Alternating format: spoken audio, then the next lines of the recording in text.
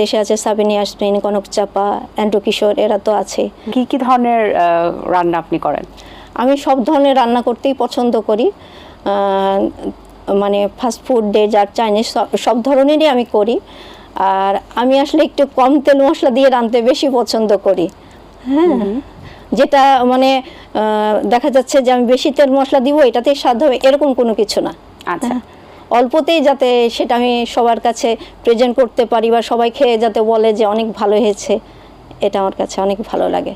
আচ্ছা, রেস্টুরেন্টের আইডিয়াটা কোথা থেকে এসেছিল? মানে আপনি যে রাজশাহীতে আপনার রেস্টুরেন্ট আছে, সেই রেস্টুরেন্টের নাম কি এবং কবে এই রেস্টুরেন্ট দিয়েছেন আপনি? দেওয়া খুব একটা বেশি দিন হয়নি, 1-1.5 বছর হয়ে গেল। আচ্ছা, আর এটা আমার ছেলের নাম দিয়ে আমি রেখেছি, রঙ্গন রাঁধুনি রান্নাঘর।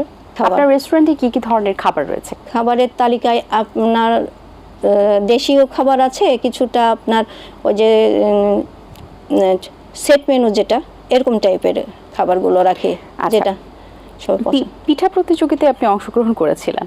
জি জি, সেই সময়টা একটু জানতে চাই, কিভাবে অংশগ্রহণ করা হয়েছে, কোথায় এটি হয়েছে? এটা আপনার রাজশাহীতেই, আপনার ওই যে লবি ম্যাম কুকিং ফাউন্ডেশন আছে, তো উনি প্রতি বছরই প্রতিযোগিতার আয়োজন করে সেইখানে। তো সেইখানেই আমি নাম দিয়েছিলাম, তো ওখান থেকেই আমি সিলেক্ট হয়েছিলাম আপনার জেলা ভিত্তিকের 2nd পজিশনে। বাহ, আপনার পছন্দের পিঠা কি এবং কোন পিঠা আপনার কাছে খুব কঠিন লাগে এবং মজাদারও খেতে?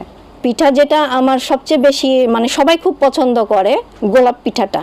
হ্যাঁ, আমি একবার রাজশাহীতে মেলা করছিলাম, ওখানে গোলাপ পিঠাটা খুব চলছিল। গোলাপ পিঠা, তারপরে আপনার পাটিসাপটা পিঠা, হ্যাঁ ওটা নুনতা পাটিসাপটা, একটা মিষ্টি পাটিসাপটা, হ্যাঁ এটা খুব চলছিল এবং মানুষ মজা করেও খেয়েছে। আর আমার ছেলে ও করছিল হলো চিজ কেক, এটাও খুব ভালো চলছে অনেক। আচ্ছা, অবসর সময় পাওয়া হলে কি করা হয়? অবসর সময় পেলে ওই যে একটু লেখালেখি করি। অসংখ্য ধন্যবাদ আপনাকে, খুব ভালো লেগেছে কথা বলে। অনেক শুভকামনা রইল আপনার জন্য এবং আপনার রেস্টুরেন্টের জন্য। ভালো থাকবেন সবসময়। ধন্যবাদ। আপনিও ভালো থাকবেন। জি, আল্লাহ হাফেজ।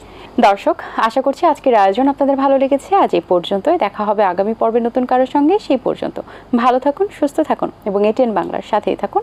আল্লাহ হাফেজ। দিন আসে দিন যায়, সময়টা চলে যায়, তবু আছি এই বেশ ভালো। জীবনটা রঙময়, যেভাবেই হওয়া চাই, নয় কবু সাদা কালো। এই আশাতে স্বপ্ন ভাসে, সুখ হাসে চোখে মুখে, চায়ের চুমুকে।